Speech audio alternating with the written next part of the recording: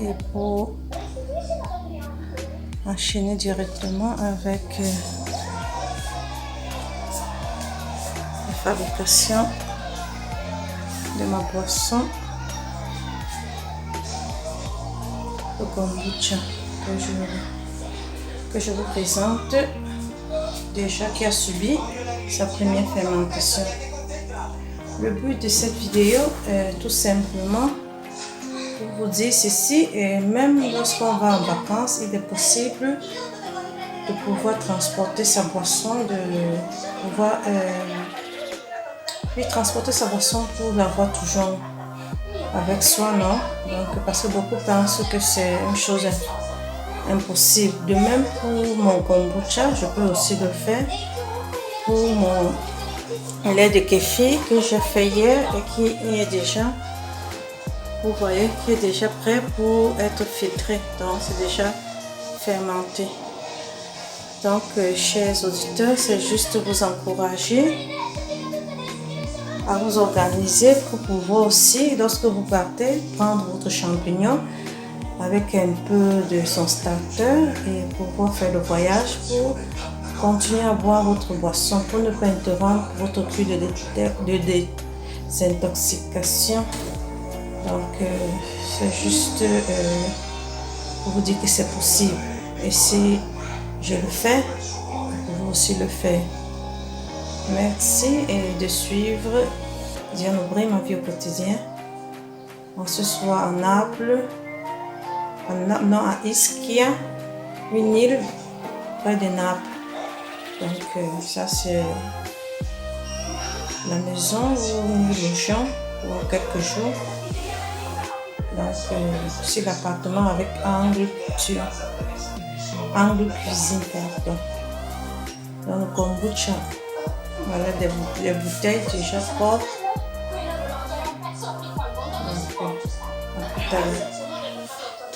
Et comme je vous ai dit, je vais maintenant traiter ma boisson. Et pour cela, toujours désinfecter mes mains. Ça, c'est ce que vous connaissez déjà, donc plus besoin de s'attarder.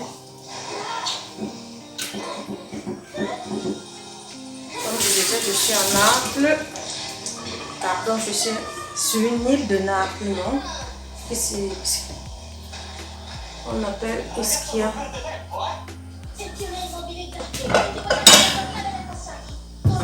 Alors j'enlève mon champignon. Oui. Ça c'est le second qui s'est formé.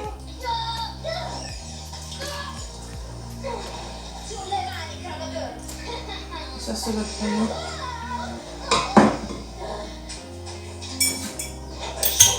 Cette fois-ci, j'ai eu à utiliser le thé vert. Il est conseillé, lorsqu'on utilise du thé vert, c'est une de mes recherches, et lorsqu'on utilise le thé vert, on doit altérer, non, on ne peut pas l'utiliser longtemps. Donc si je l'ai utilisé, par exemple, deux fois, la prochaine fois, je dois faire tout et tout pour utiliser du thé noir. Donc, ouais, c'est plus clair que le thé noir. Là, je le filtre, je le mets dans le bouteille. Je dis bien, je ne suis pas dans ma ville, je suis en vacances. Je pourrais aussi utiliser le robinet, mais ça va me perdre du temps, je préfère faire ceci.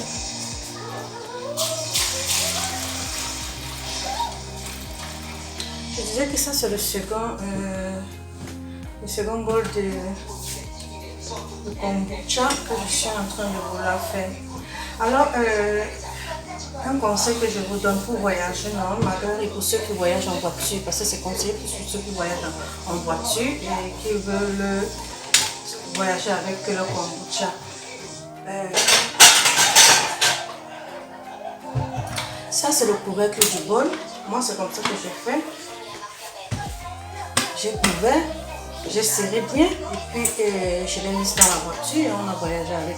Donc j'ai voyagé avec, je dirais, 18 litres de kombucha. qui étaient à fermenter. Aujourd'hui, donc, je suis en train d'enlever pour les embouteiller et passer à la seconde fermentation. Donc, cosy, vous pouvez tranquillement le fermer déjà avec son étoffe et ça va le fermer pour voyager pour que ça ne se verse pas. Donc, ça, c'est le petit conseil que je voulais ajouter pour ceux qui se déplacent, c'est-à-dire qui veulent se déplacer pour 2 semaines, 1 semaine, 1 mois et qui veulent partir avec le kombucha, avoir toujours la boisson en soi, avec soi, pardon. Et ceux qui ne veulent pas faire déjà comme moi que j'ai eu à préparer comme ça pour qu'aujourd'hui, puisqu'on arrivait samedi et aujourd'hui je suis déjà prête à pouvoir boire ma fermentation, mon thé, mon kombucha, c'est déjà prêt pour dire.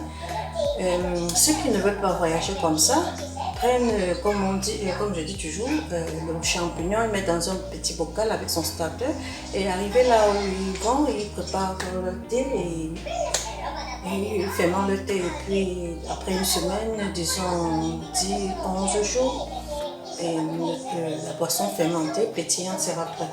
Donc c'est l'astuce que je voulais apporter par rapport à mon kombucha, c'est-à-dire à ma boisson avec moi, non, même pendant les vacances, pendant mes vacances, pour te voir comment sortir de ma boisson. Donc ne pas vous poser des questions comment, non.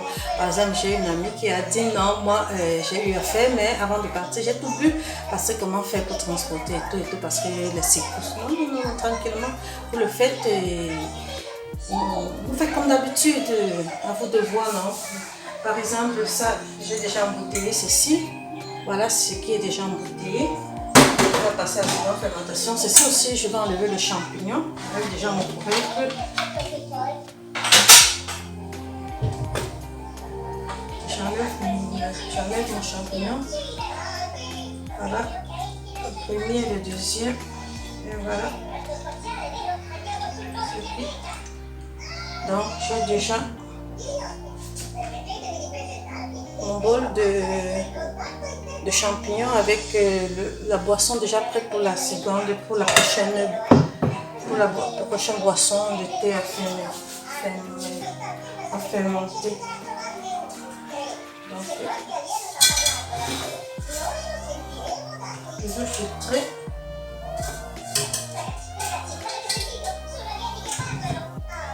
Et bon, là, on va passer à la seconde fermentation. Donc j'ai eu à filtrer mon thé fermenté de 10 litres que j'ai mis dans ce bol. Et là maintenant je vais passer au goût. Ça, je vous parlais du foleret. Le foleret, c'est cette feuille. C'est une feuille rouge qu'on sèche. Donc je vais le rincer très rapidement. Je crois que cette quantité suffira. Et vous verrez qu'à la fin, j'aurai comme une boisson, j'aurai un thé fermenté, comme du vin rouge, non? Je rince rapidement. Regardez l'eau. Donc je rince rapidement pour enlever du sable. Et je le mets dans mon grand bol pour laisser fermenter. Pour faire notre seconde fermentation de 3 jours. Donc ça c'est rincé. Voilà. Et j'ai aussi la menthe, la feuille de menthe que j'ai recueillie ici à Ischia, donc sur cette île. Donc c'est vraiment très fort par rapport à ce que j'ai envie. Donc je vais aussi faire une expérience du goût de kombucha, à la menthe. Et je le mettrai sur ceci. Parce que pour essayer, j'essaie toujours avec des petites quantités au cas où ça ne passe pas. Donc je rince toujours. Déjà je les avais lavés. Je vais le mettre comme ça avec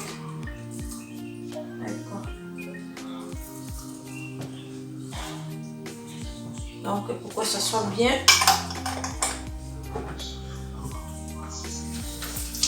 Que le goût de la menthe soit encore plus accentué.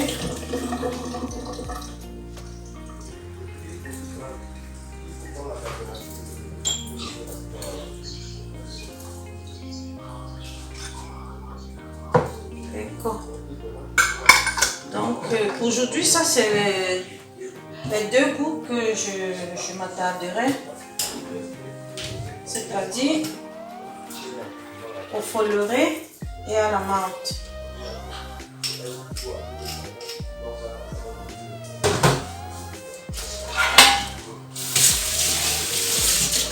Donc,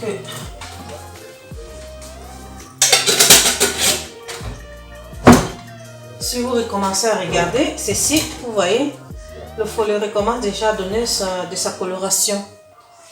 Vous voyez, ça commence à donner de sa coloration. Alors, je finis avec je finis, comme je disais, avec ma première fermentation. Et là, j'ai mis le folleret dans ceci. Vous avez déjà vu que ça a changé de couleur. Ce folleret de couleur rouge commence à donner sa couleur. Après 3 jours, ça sera plus foncé. On dirait vraiment du vin rouge. Donc, ceci est prêt pour passer à la seconde fermentation. Avant de garder cela à l'abri de la lumière, parce que même pour la seconde fermentation, je le mets à l'abri de la lumière. Regardez bien, ici, j'ai le couvercle. J'ai mon couvercle pour pouvoir faire ma seconde fermentation. Mais lorsque j'ai eu à faire ma première fermentation, j'avais plutôt mon champignon et mon éponge avec l'élastique que j'avais couvert pour faire la première fermentation. Une fois que j'ai eu à retirer mon champignon, j'ai retiré même la boisson que j'ai mis dans d'autres bouteilles. J'ai rincé mon bocal. Et je l'ai utilisé pour mettre une autre boisson. J'ai utilisé ce bocal pour mettre une autre boisson parce que j'avais 2 bocaux. Et j'ai mis le folleret pour pouvoir assaisonner au goût du folleret. Pour pouvoir le savourer au goût du folleret. Donc là, j'utilise le couvercle. J'utilise ce couvercle. J'utilise son couvercle pour pouvoir passer à la seconde fermentation. Là, je n'utilise plus ceci. Donc, comme je disais, ceci sera prêt pour passer à la seconde fermentation à l'abri de la lumière que je mettrai. Je chercherai un coin ici dans cette maison pour le garder toujours. Là, maintenant, je passe à mon lait de kéfir, à la filtration de mon lait de kéfir, Comme je vous disais au début de cette vidéo, j'aimerais vous encourager pour celle qui n'aimerait pas se détacher de son lait de kéfir, c'est-à-dire continuer à boire son lait de kéfir, à boire son kombucha, même lorsqu'il se déplace, non, lorsqu'il effectue un voyage. Donc, cela est possible. Si je le fais, vous pouvez aussi le faire. Je fais ceci juste vraiment pour un exemple. Vous voyez, ça c'est bien épais. Donc là, je vais tourner parce que là, je ne veux pas passer au yaourt. Je veux juste son lait. Si je voulais faire le yaourt, c'était plus facile puisque le sérum était déjà bien divisé. Donc,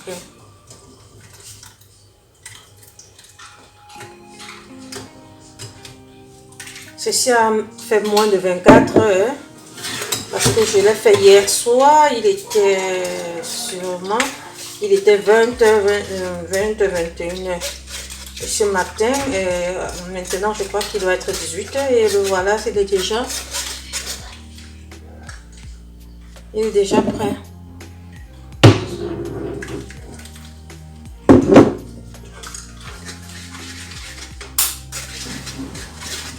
Donc mes chers auditeurs, vraiment, tout est possible lorsqu'on se déplace. Vous pouvez continuer. Pour celui qui ne voudrait pas s'encombrer de son lait de kéfir, comme je conseille dans les autres vidéos, vous le mettez dans un bocal comme ceci, avec un peu de lait, vous laissez au frigo pour 1 semaine. Mais si vous devez faire plus d'une semaine, vous congélez, vous mettez dans de lait, vous le mettez dans un bocal avec du lait, une petite quantité de lait, vous congélez. Mais si c'est juste pour 1 semaine, ça peut rester au frigo.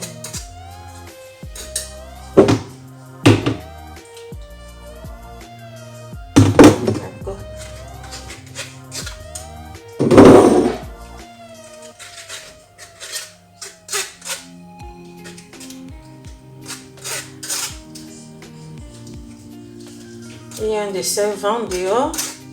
J'aurais aimé profiter de la terrasse, mais le vent qu'il y a dehors et puis il y a du soleil, même avec le parasol, vraiment le soleil est très fort. Alors j'ai préféré faire à l'intérieur, mais j'aurais aimé vraiment faire sur la terrasse pour vous faire profiter aussi de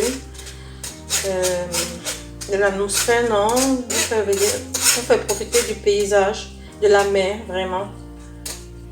Voilà mon grain de kéfir qui a encore s'est multiplié. J'en ai vraiment beaucoup de grains de kéfir et j'invite tous ceux qui ont besoin de grains de kéfir de me contacter.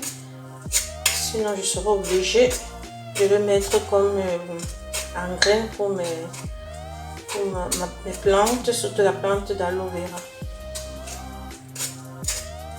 Donc, signalez-vous ceux qui ont besoin de grains de kéfir. Et si vous voulez plus vous enrichir sur les bienfaits du grain de kéfir, allez sur Google, sur YouTube et vous saurez. Donc, vous ne perdez rien à boire. Cela, par exemple, c'est un repas pour dire le matin vous le buvez comme petit déjeuner, dans l'après-midi comme casse-croûte ou le soir comme dîner. Donc, à vous de voir.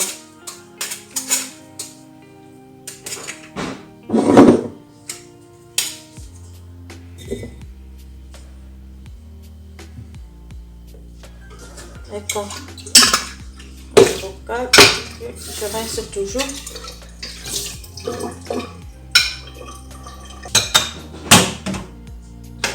Voilà maintenant.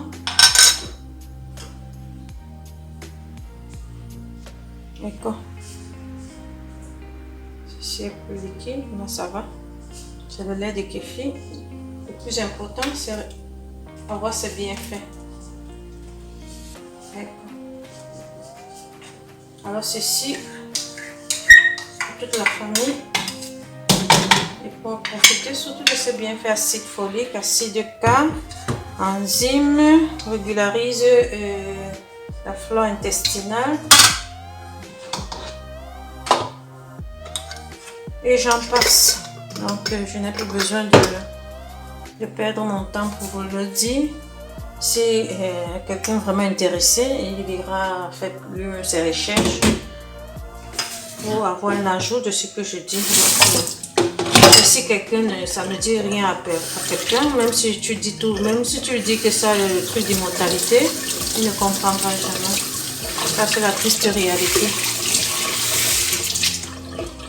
Donc voilà, mon lait de kéfir est prêt.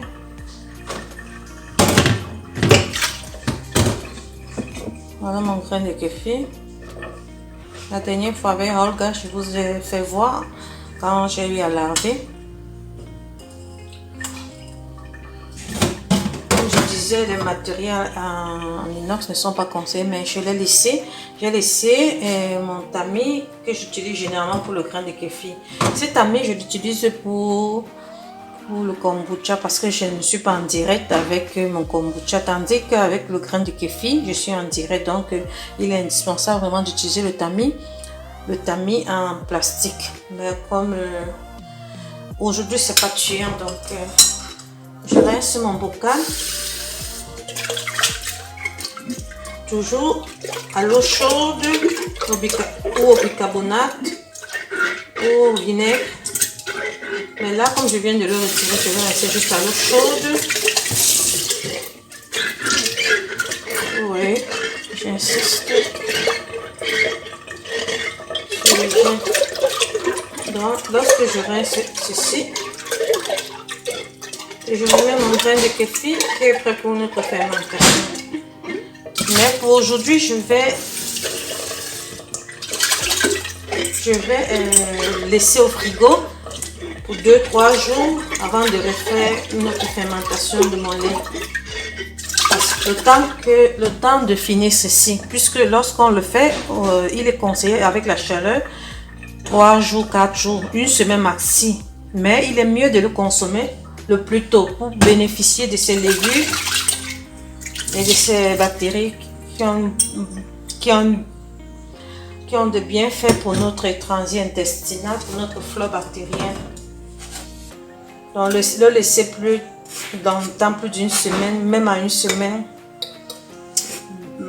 Mieux faire des quantités que vous devez boire. Si vous savez que vous ne pouvez pas boire 500 ml, que vous êtes capable de boire 200, faites les 200 ml et vous le buvez même sur le champ. Parce que quand il est frais, il est aussi, il travaille mieux. Mais lorsqu'on le laisse au frigo pour longtemps, c'est pas vraiment... Ça va mal, mais il serait mieux de le boire subito. Donc comme ça, je vais ajouter mon lait.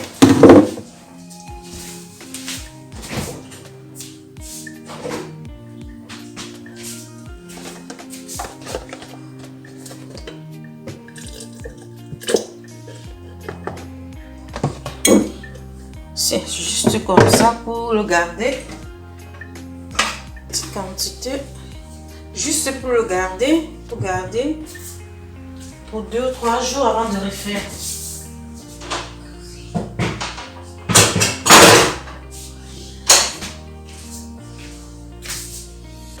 Et là, je rince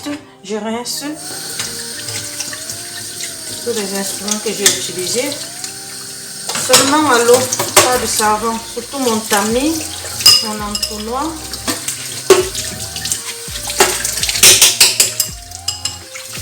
Lorsque je le rince sur le champ, on n'a pas le temps de coller, de s'adhérer sur cela. Mais si je le laisse,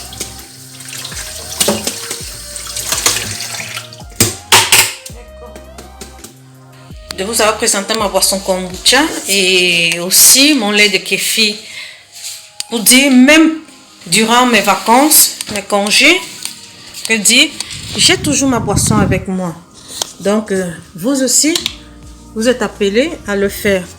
Surtout pour les bienfaits. Si je prends soin de ma santé, de mon organisme, je n'hésite pas. C'est comme quand tu prends une thérapie, un médicament.